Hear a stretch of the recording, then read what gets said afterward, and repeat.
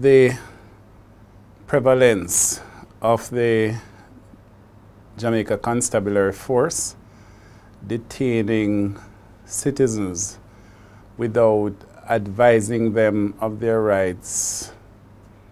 It's difficult to quantify, but I believe it would be reasonable to say that it is fairly widespread. But we are grateful that especially certain sections of the constabulary force are calling duty counsel, who are attorneys, to represent persons for question and answer sessions. In other words, it is not desirable that justices of the peace sit with persons who are to be questioned. Each citizen is entitled to legal representation. We have taken the step to combat the non-advising of persons of their rights. We have been in consultation with the High Command, and in fact, an Assistant Commissioner of Police, a Deputy Commissioner of Police, sits on the board of the Legal Aid Council. And we have advised of the areas of challenges, and we have also published a list of all the attorneys for each parish who are available on call to assist persons. And all these attorneys in the parishes are private attorneys. So the Legal Aid Council, we do not have a cadre of attorneys in our office sitting. These are private attorneys that we assign to citizens. At November 30, we had approximately 475. Since that time, we have had maybe a double figure increase. So we are close to 500 attorneys empaneled to accept legal aid cases island-wide. But currently, the legal aid system is empowered to assign you attorneys for criminal cases.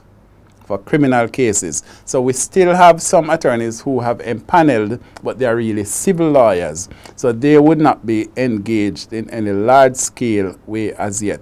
So of the under 500, just under 500, we have probably about 360 who are active in assisting persons.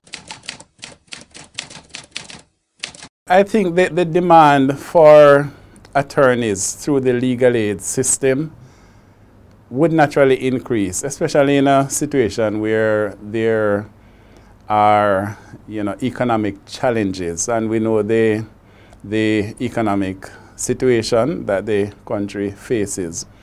And so each year, our request for duty counsel, we had anticipated probably a 5% increase each year, and we find the increase jumping 15 to 20% or even more for the requests on an annual basis. And again, we're heartened with that, because a criminal matter can cause a citizen to lose their liberty, to be locked up in police custody. It can leave you with a criminal record.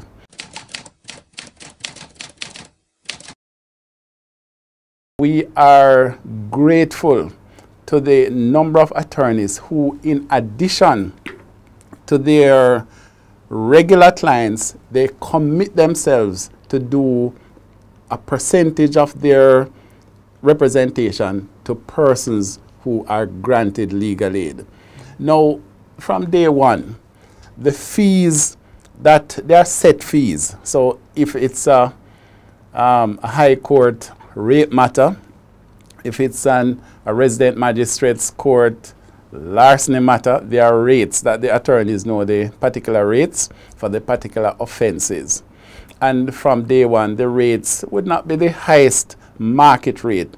So lawyers would have accepted knowing that they are doing a service to their fellow citizens, even though they are paid. Now, in terms of our annual budget, for example, even with the expanded request for duty counsel, that would have jumped beyond our expectations. So our payment to attorneys, in fairness, would not always be current. There's always be matters for which they are owed. But one thing is sure, they will be paid. We have a policy to guarantee the quality of representation. For example, murder, manslaughter, capital murder, we assign only, and you know, I ask the understanding of all attorneys, but we assign only senior counsel. So you would have had to be in practice for more than 10 years before certain offenses are assigned. Now, and again, we explain to the lawyers, especially the younger lawyers, law is a profession where experience counts. Experience carries value. So the younger counsel would have to just bide their time. At the start, we'll allow you to do preliminary inquiries, which are not trials, etc. And as you move up the field, you'll get more, you know, more challenging matters. Well, you know, the Legal Aid Council, we trust the certification issued by the Council for Legal Education and the respective tertiary institutions and post-tertiary institutions. But we nevertheless, when attorneys are newly empaneled, we make ourselves available to them and refresh them as to the steps and what they are to look for, the pitfalls for question and answer, ID parades, the bail application process, and in some instances we provide them with further assistance in terms of trial preparation.